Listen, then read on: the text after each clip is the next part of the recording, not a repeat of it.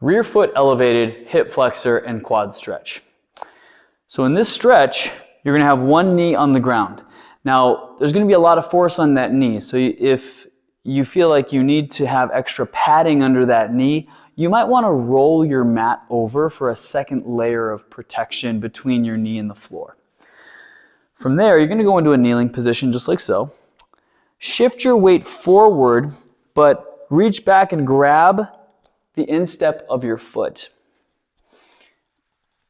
You're going to use your other hand to hold onto the knee. That's also going to help you balance. So you can walk your hands into a higher position to give you more leverage on your foot. And then we're going to square up towards the front. Now you can stay here, or you can reach your free hand, if you've got the good balance, reach it back to get a little bit more leverage over that foot and a deeper stretch in that quad.